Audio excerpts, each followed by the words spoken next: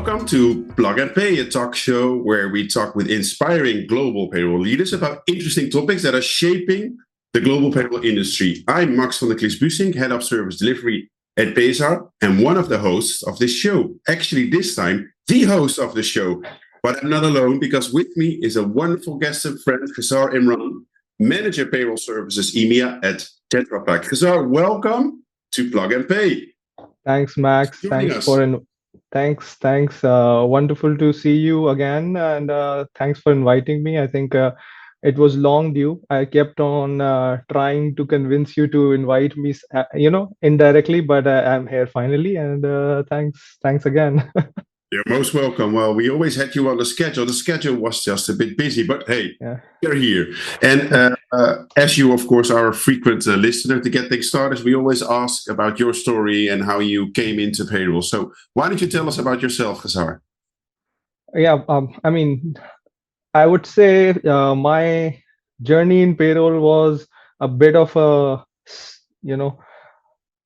jump from one profession to another, because by profession I'm an accountant and an auditor. So I am also I hold a chartered certificate in ACCA, and I started as an auditor in one of the top 5 firms in the world, which is Grant Thornton.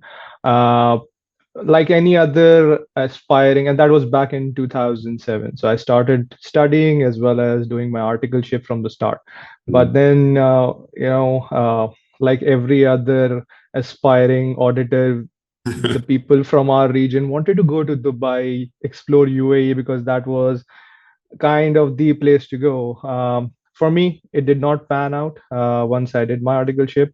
And then when I had to come back, a bit disheartened, and that was one of the big first failures in my professional career that I saw.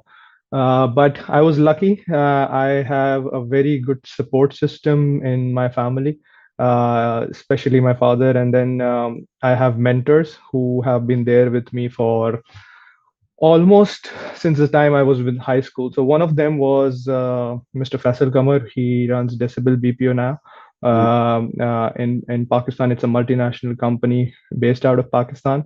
So he was, starting that venture with another group, a big Pakistan-based multinational HR group, which was offering services in outsourcing, recruitment, and they were creating this new function, or let's say a new business for BPO.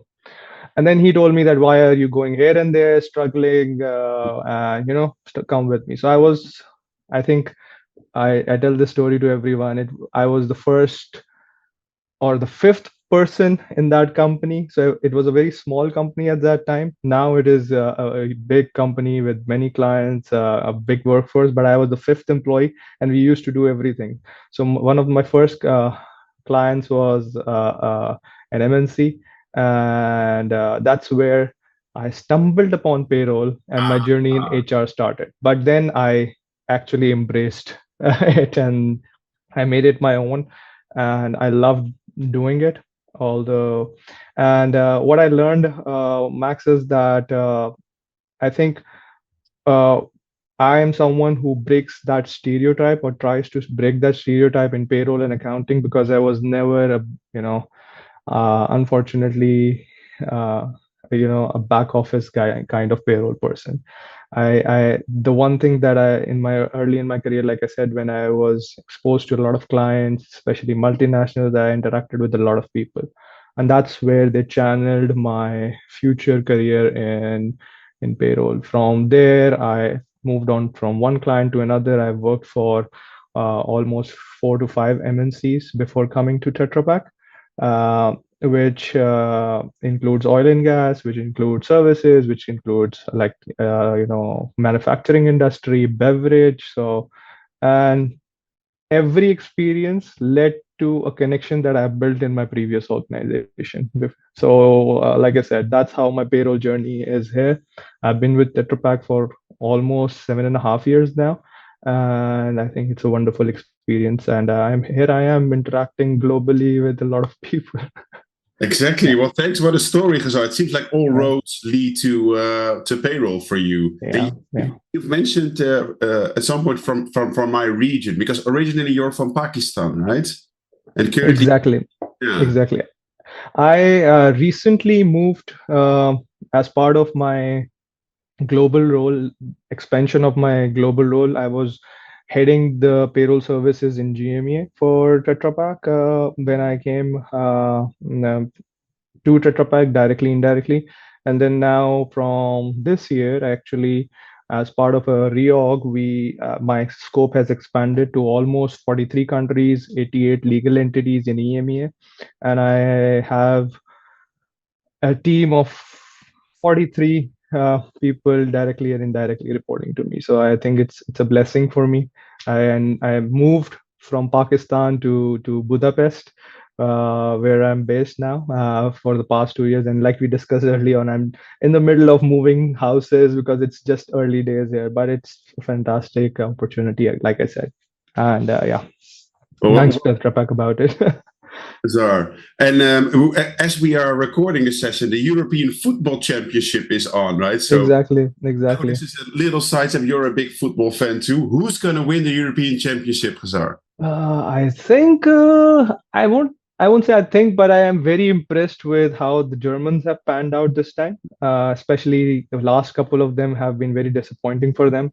I am a big fan of Italy, outside of Argentina, because originally I support Argentina, right? And last couple of years have been like a dream come true because I'm a Messi fan and I love him. But the thing is, I think Germans and I think Spain have a good chance. France is always great on paper, but this time I think it's a bit disoriented from their side. No offense, but yeah, I truly wish that I see Italy, Germany, and I think Spain would be there somewhere. But Germany, I think, would be the favorites, especially they are the host this time. There's By the way, Khazar. Hungary won yesterday. Hungary won yesterday. Well, of So course, all, I will root for my little country, the Netherlands, right? yeah, yeah, yeah. Maybe small chances, but maybe when this is aired, we'll know. Okay, let's bring it because you mentioned this huge scope you're currently working in within Tetra Pak with a lot of different type of people, and Yeah, we discuss a lot offline and off camera, yeah, right? yeah, Transformation is a big theme right now, and you're well. I would say we're both still young guys, but you're in a very heavy role going through a transformation, right? yeah, yeah, You spoke about the why a lot of yeah, transformation. exactly, Instead of exactly. this needs to be done, that needs to be done. But why is it so important? And I know that you spend a lot of time on there. Can you share with the listeners how you kind of approach engaging the teams in such a transformation, Khizar? I think Max, thanks for raising this point, and I always love this topic because I just keep this with me all the time as well. I try to, Maybe for the especially, people listening only, Khizar, what did you just hold up? I am showing Start with the Why from Simon Sinek. I hope I pronounce his name correctly. Uh, And I talk about this book a lot, not just because he's an exceptional, inspirational leader, and the important thing or the key concept that we have discussed, Max, over the years, and especially for people in payroll, like we discussed, that people are all, we have been traditionally known to be the back office, mm, people with no face, yeah. less interactive with people. I mean, historically, but not anymore. We are sometimes too focused on doing the task and not knowing why we are asked to do a task, especially in multinational organizations that I've been part of and been lucky to be part of. I think sometimes we miss the essence of why we are doing it. Mm, Even if it's something that has been bestowed upon us or it's a task that we have to do, uh, we should know why we want to do it or why we should do it. Especially in, like you mentioned, big transformational projects, yeah. uh, big changes happening all the time in our organizations, and you've been part of many multinationals yourself. I think the key message is to make people who are, I won't say at the very end of the process, to understand their contributions to the bigger cause. Yeah. And that message is very important to reinforce to people again and again. And it's not about creating their buy-in, but it's also important for them to know what is their feedback and contribution that is going to lead to the bigger cause, right? And they might, and every person has a unique experience, every person has a unique attribute and a unique feedback. Yeah, whether it's a payroll specialist, whether it's a payroll advisor, whether it's a team lead, whether it's a director of payroll, or whether it's the head of the organization. I think everyone has to contribute. And for that, they need to understand why something is being asked of them or why this is happening. And it's not just applicable to how we work, but to understand for every day, living as well. So you need to understand why you are in this position. One of the funny things is that when I took over this role, I was having my one-on-ones with each one of the team members, and after the normal usual interaction, how are you doing, and getting familiar, and then the first question I ask is, why are you in payroll? And sometimes, so you see the shock on the face of a person who has been devoting 20 years of their life in payroll, and how come this guy is asking this question? Because that helps me understand the capabilities, the motivation of my people, how they want to, you know, how they foresee payroll, how they see our team, how they see me as a leader. And then you know, I won't say course correct, but you break your path according to that concept. So, I mean, that's just, and I recently started it in the last couple of years. Again, thanks to a lot of leadership courses, a lot of focus being put on my personal development from my company, Yeah. and you get to do this. Personally, I was never a reader. Like I used to read articles regularly here and there, but now I'm trying to develop myself more into these things. And this book I really really like. I mean, Yeah, it's a I classic. tried, yeah, and I repeat it again and again as well, so just to make the concepts clear. Well, But I would love to hear from your side as well on how do you see this as a concept of, especially for payroll people, knowing their why. well, it's yeah. I'll park it for 1 second, then I'll come because I loved your idea and your question to team members saying, "Why are you in payroll?" Right, which is such an easy question to ask, but you must get a diverse set of answers because you manage 40 plus people in a lot of Yeah, countries, yeah, different cultural backgrounds, different experiences. So I might just weave that into the end of the episode and ask you a yeah, question around that, Khizar. But sure. you asked about the why, right? So as you've mentioned, also been part of big transformations in a large multinational organizations, and Yeah, the further removed you are from the actual operations, the harder it becomes to actually explain the why, because the why typically mm, sits at a more strategic level, which is more aligned mm, with your functional goals, if you're mm, the HR, the overall mm, of the HR organization or the finance organization, which ultimately should align mm. company's strategic direction, right? So you're Yeah, very yeah. that. And I think one of the biggest pitfalls is like we're up here, they're high in the why, and we totally are in the zone, and we read Simon Sinek, and then there's people actually dealing with hundreds of employee questions. And I think the biggest trick is to make the why very practical for every layer in the organization. Because if you speak to peers who are working on more or less the same Mm, teams, mm, you have a very different tone, a very different exactly. language set, right? Whereas with people who are on the other spectrum, who maybe are just starting their career, Mm, who are mm, deliberately on a payroll specialist role because that's what they love doing, yeah, right? Then the message is much different.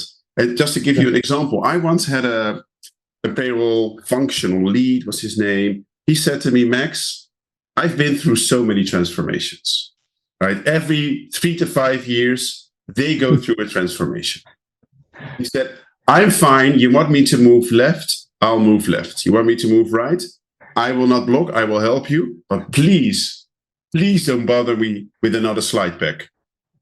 I will support you. And I said, okay. Yeah, That's fine, right? Yeah, I'm here for you yeah, to make your life interesting and your role yeah, interesting. yeah. And then like mission accomplished, right? So okay, if this is the tone of the voice, then that's fine. Mm, But then I also visited like some of the shared service centers in different mm, locations. There was really more of a sometimes a sense of purpose. Okay, we as a group, right? How does it help our career? This whole why do we move to a transformation? Is it an employee experience? And what does it actually mean? How can you as payroll make a tangible mm, difference?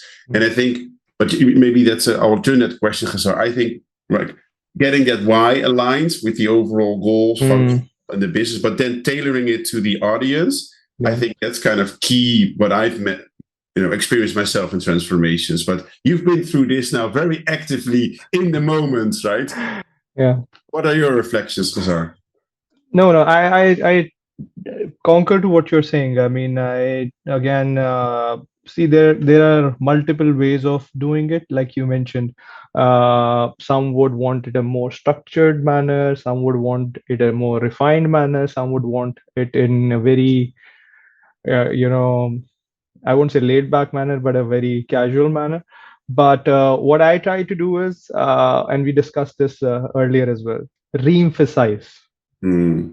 re-emphasize the why. So even if we are going through a transformation or a change, they or the team or we as an organization need to understand why we are doing it. And like you said, connect it with the business objectives, the organization's objectives. And there are no, there's no one set pattern or the right way, like you said. So it's more about tailoring your communication to your different team members and how they give you feedback, how they are, let's say, absorbing that information, and then you again, course correct or change your ways of communicating.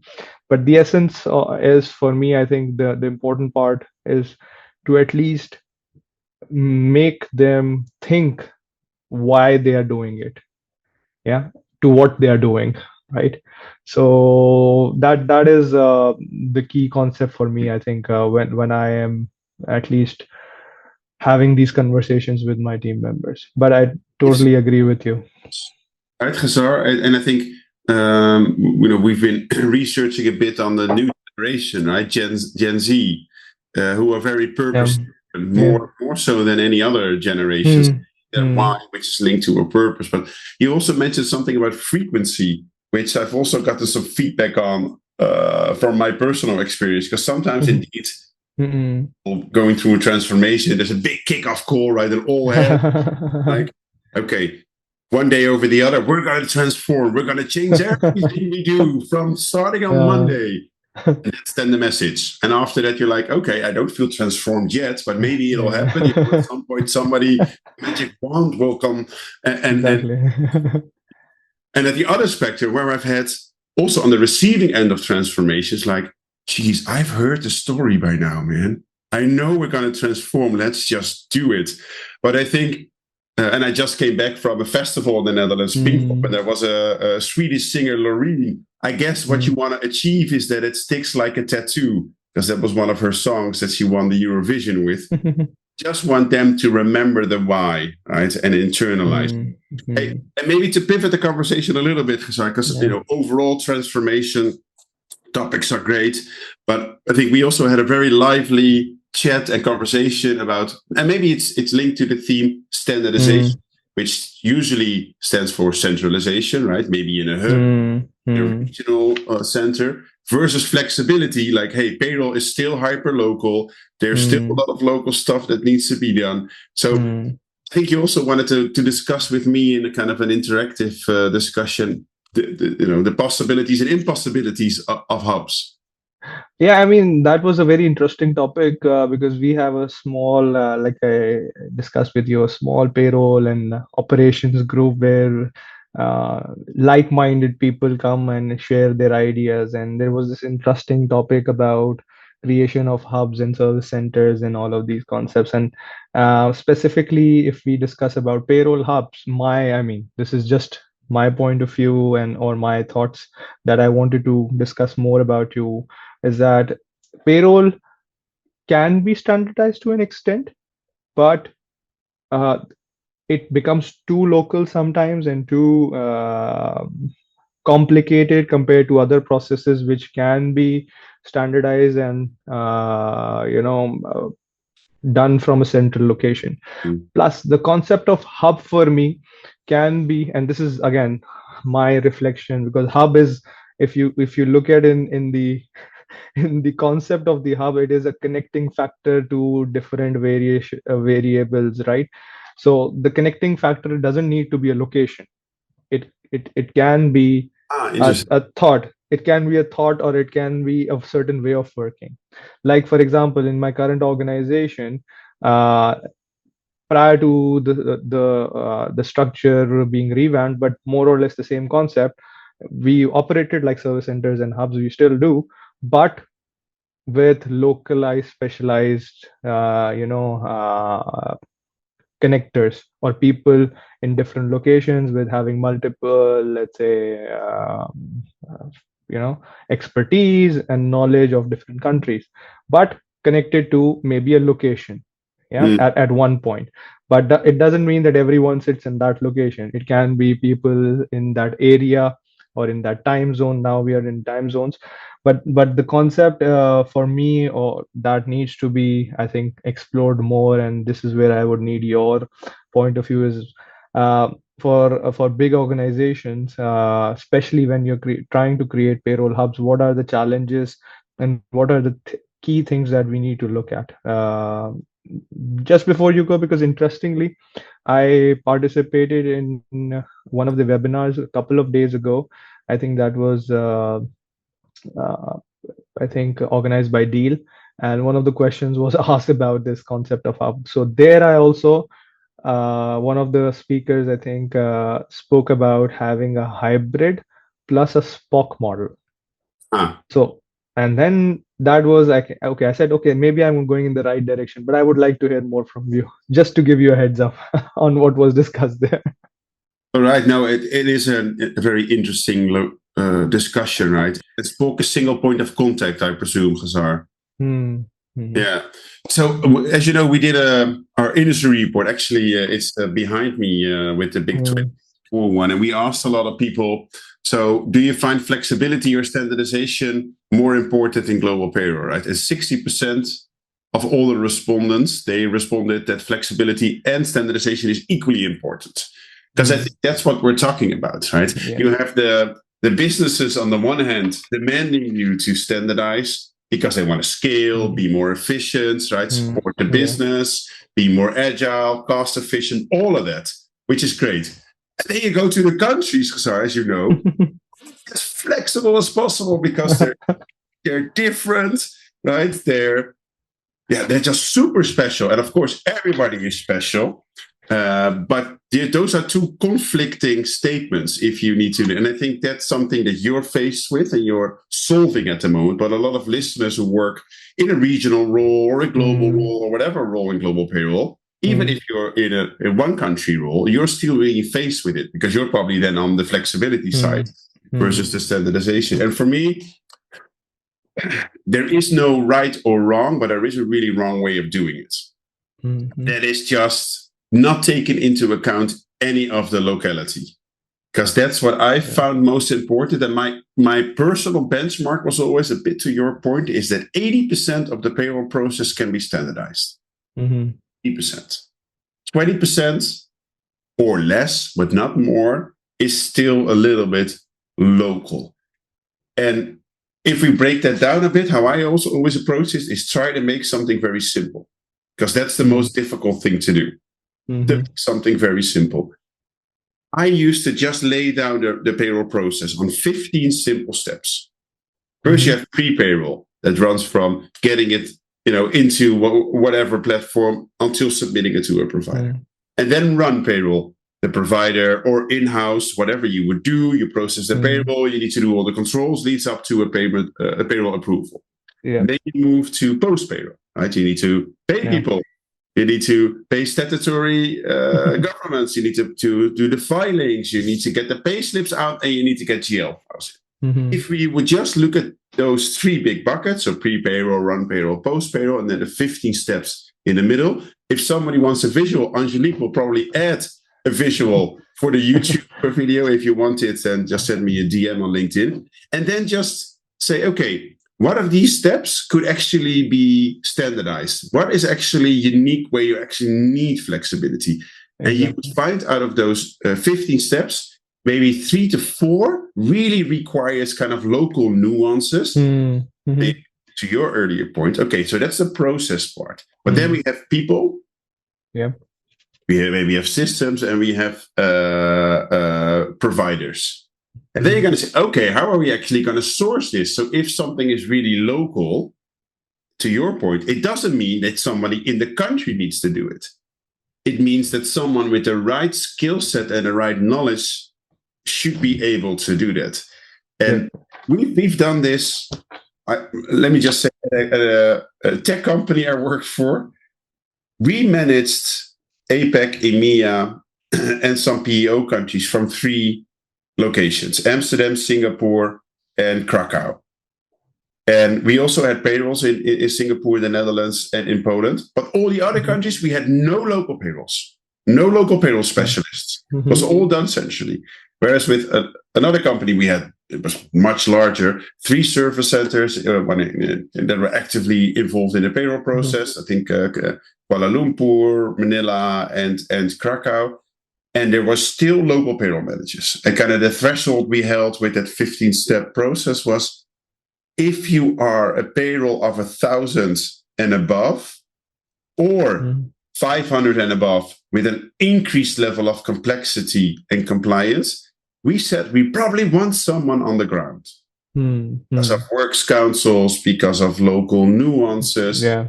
But for the rest, we said, well, a lot of the process could actually be centralized to then much more standardized.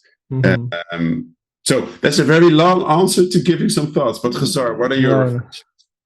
No, I think those are pretty much the reflections of everyone who has had this discussion in the payroll fraternity, or even thought processes. Like you mentioned, there is no right way to do it, but there is a hybrid way to do it. What best suits you? You have to understand what are the business complexity, and one of the factors that we keep forgetting is the customer need as well. For us, the customers are our employees, right? Or it can be, even at a given point, some stakeholders like the government. They are like, even for a smaller country, I know a country or two where the authorities are there just for fun, and every now and then coming with fancy requests or new interpretation of laws. Even we clear out 1 year, then they will be there next year. So, I mean, like you mentioned, that it depends on the size, the complexity. For me, customer experience as well, client experience. There would be some area, countries or entities or places where we have people who are more demanding, maybe, or they like that human interaction, they like presence. So as an organization within HR, we need to also understand, do we need someone on the ground because of these factors? And then we take a decision. So yeah, I think I fully I in line with you what you said, that all models are there, but like I said, the hybrid SPOC model, I think they need to work in tandem at a given point as well. I love, of course, the hybrid model, because I think I've been saying that for over 10 years. It's the one size fits all in many respects. And again, I did a survey on the global payroll strategy, right? Okay, what would be your strategy? Would it be global, one provider? Would it be regional, one per region, local, local? And the fourth option, and you will like this, Khizar, you voted as well, was hybrid, mix of the above. And 52% that voted hybrid. So I think finally industry is waking up. Look at your landscape, right? Look at it smartly, and how do you want to bring some agility, standardization, and flexibility? And it is flexible. And maybe coming back to kind of the hub thing, something I forgot to mention, but was also very powerful, linked to your customer experience, was concept of high touch, low touch processes, linking that to moments that matter, MTM. That we invested a lot of time in to understand from our customers, which are, yes, the employees, but also HR and finance. Whether you report into them or not, they're always going to be a customer, right? Exactly. There's a lot of other, but if you look at those three, what are moments that matter for them as procuring your services almost? And then what was evident was for the employees in that specific company was leave types, long-term leave, really life-impacting events. That was when they needed the most help, and they wanted to speak to someone who actually knows the ins and outs, their local specific situation. And that's how we kind of then not kept people local, but moved them into a central location, but upskilled them, give them with the tools, right, and the resources. Because you're not certified in the Netherlands payroll, in the Dutch payroll, but it doesn't mean you can learn it, right? Yep, true. Because you were born in Pakistan and now you live in Romania or Romania or Hungary. Hungary. Yeah, exactly. Yeah. In Hungary. That doesn't mean you can't learn it. So exactly. Location dependent, which also supports the talent pool, right? Because you used to kind of search for, okay, we need it in this location, so let's look at everyone who lives in this location. And now you're just like, oh no, I look for a certain skill set. Let's look at that first, and then the location will figure out. Right? Yeah, true. I think that's where most of post COVID, that concept has really evolved. That you don't need to, like you said, look for talent based on the location, but then you can move people or not move people.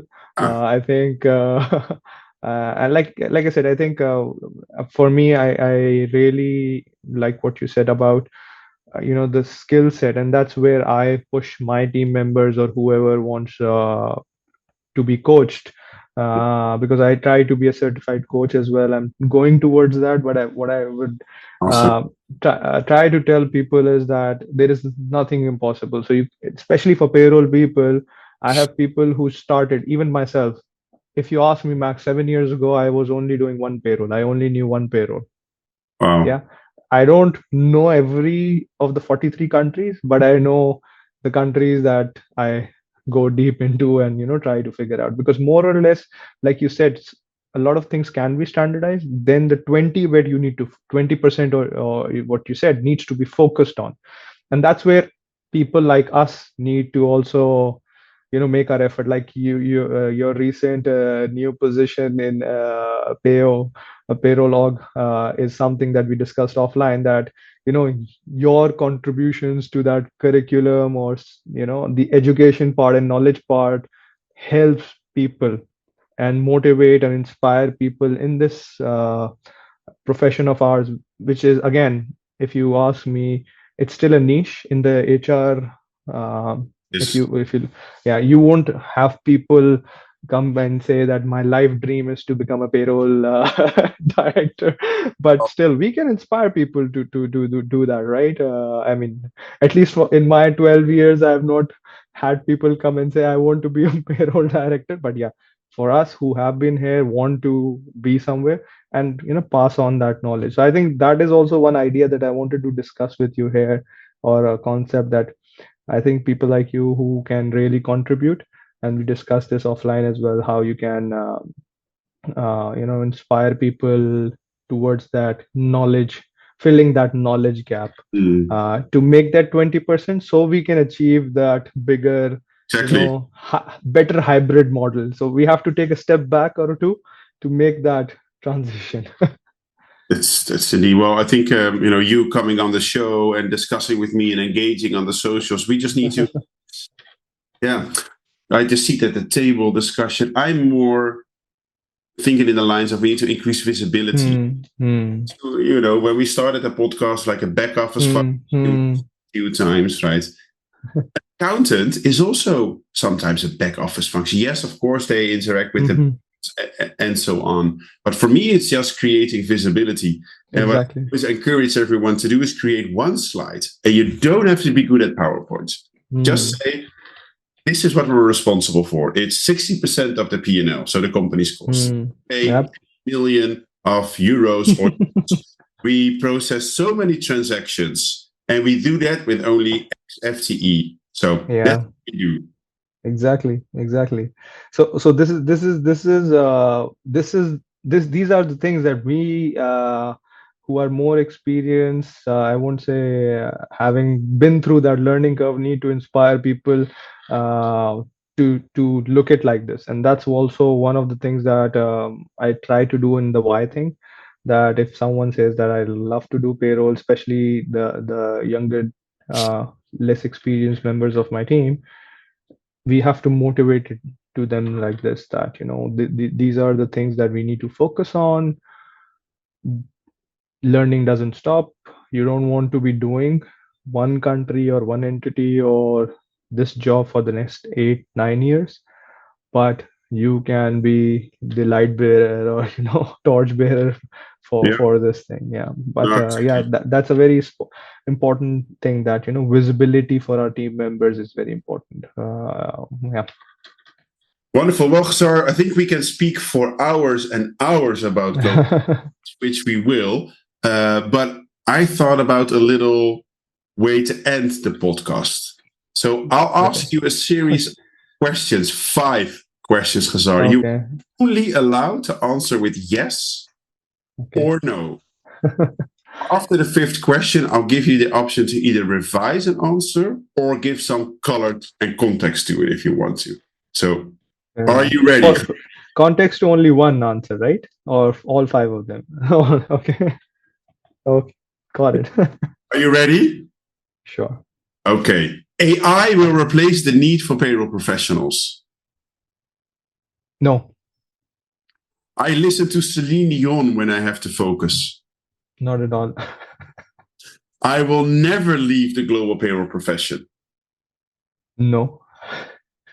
It doesn't matter where global payroll reports into. No. You said doesn't, right? Correct. No. Global payroll is too local to standardize. Global payroll is too standard to? Global payroll is too local to standardize. No. No. 5 no's, Khizar. Is yep. One that you would like to revise? I would expect the Celine Dion one, right? Because who doesn't listen to Celine Dion when they need right? I mean, I'll tell you. I mean, I can give context on this request from you, and then my own one. Sure. I usually, when I used to do payroll by my hand, or I'm trying to focus, I don't listen to anything. I try to disconnect, and I even lock myself sometimes in a room or so until I have to focus. But those are very short bursts. But I tried doing music at times early on in my career, but I got too distracted by the lyrics and music to focus. So yeah, I think that's a disconnect. But I think the last one, when you asked me about the standard, global payroll is too standard, too local to standardize. I think we discussed about this. And I think I have more clarity when I speak to you about these things and learning from you on these things. I think there is always a room to standardize, especially with, I can club the AI thing as well. A lot of tools, and we were also discussing about now open platforms that can do much more linking with your so many systems so those are the things that we would need to understand, learn, and I think then just focus on that 20% like we discussed. So yeah, I think that was a bit of context in terms of standardization and the concept of payroll being too local. And I think very reassuring for all the listeners is that AI not replace a payroll profession, that global payroll is not too local to standardize. However, we are still left wondering that Khizar answered no to that he will never leave the profession. So it means like he keeps his options open. But at least we don't need to put on Celine Dion for you to focus. Yeah, to answer that not leaving global payroll, I think we should, like you said, keep all our options open, because I have been an HRBP in a bit of, I have done learning and development, and I transitioned from being an auditor and accountant towards an HR professional, starting with payroll, obviously. But like, we are all football lovers, so you never say never in football. You never say never in your career as well. Never again. Well, great, Khizar. Thanks so much for joining me today and being on our podcast and sharing your perspectives. Thanks for. I encourage anyone to connect with Khizar on LinkedIn. He's a great guy to have in your network, so make sure you do that. And this is a wrap of this, kind of unique episode of Plug and Pay. So thanks for watching. I hope everyone enjoys it. We release episodes twice a month. You can listen to them on Apple Podcasts, Spotify, Google Podcasts, or watch them. I would suggest also watching this on our YouTube channel. And of course, if you like the content, make sure you like, subscribe, leave a review, and share, because only together we can help unlock the great stories in global payroll and help the profession. Khizar, have a great rest of your week. Thanks so much for joining. Thanks, Max.